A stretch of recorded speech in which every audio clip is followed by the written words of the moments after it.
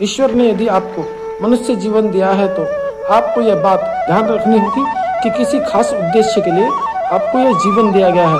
अगर ऐसा ना होता तो वह आपको कुछ भी बना देता, क्योंकि पिछले जन्म में आपने जरूर कुछ अच्छे कर्म किए होंगे, जिन कर्मों की योग्यता के कारण आपको यह जन्म मिला है। अगर किसी को मनुष्य जन्म मिलता है तो उसका उद्देश्य होता है कि वह भगवान के कार्यों में हाथ बटाए, लेकिन इंसान है कि अपने कर्तव्यों को भूलकर अपनी ही मस्ती में मस्त रहना शुरू कर देता है।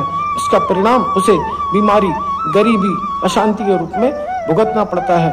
मनुष्य का कर्तव्य है कि वह अपने आप को बलवान बनाए और भगवान के कार्यों में हाथ बटाए, क्योंकि भगवान की यही लीला है कि वह मनुष्य के हाथ से ही अपने सभी कर्मों को करता है।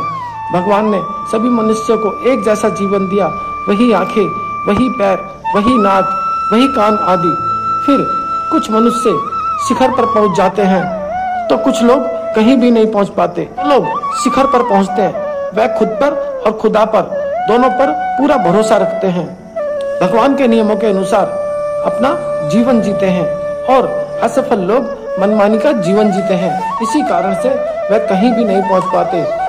भगवान कहते हैं कि वीर बनो, शरीर से वीर बनो, शरीर का ध्यान रखो, क्योंकि यही वो माध्यम है जिसके बल पर पूरा जीवन व्यतीत किया जाता है।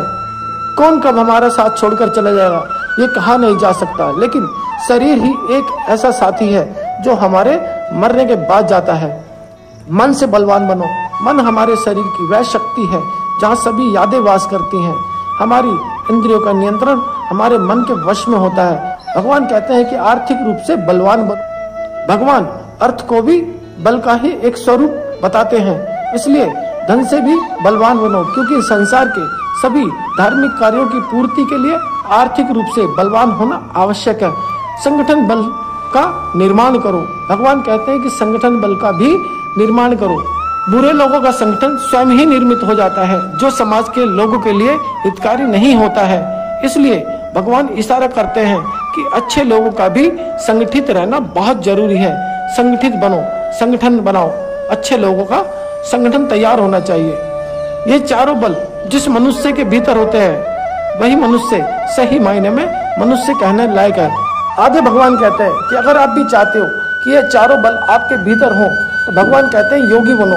योगी के पास ये चारों बल अपने आप ही स्वयं आ जाते हैं। मैं राकेश कुमार योगी आपको आमंत्रित करता हूँ अपनी ऑनलाइन योगा क्लासेस में, जहाँ हम सभी मिलकर अपने शरीर को स्वस्थ भी रखेंगे, मन को भी स्वस्थ रखेंगे, आर्थिक समस्याओं से कैसे छुटकारा पाए इस पर भी चर्चा करेंगे। में समाज में कैसे सम्मान पाए, घर में सुख शांति कैसे आए, इसके ऊपर भी हम कार्य करेंगे। सोमवार से शुक्रवार तक सुबह 7 बजे से लेकर 8 बजे तक हमारी योगा क्लासेस चलेगी। और दोस्तों प्लीज हमारे इस चैनल को सब्सक्राइब कर दीजिए, क्योंकि हमारा प्रयास है निरंतर आपके साथ बने रहना, आपके साथ जुड़े रहना। और हाँ दोस्तों, यदि आपको ये वीडियो पसंद आया हो तो प्लीज इसको शेयर कर दें।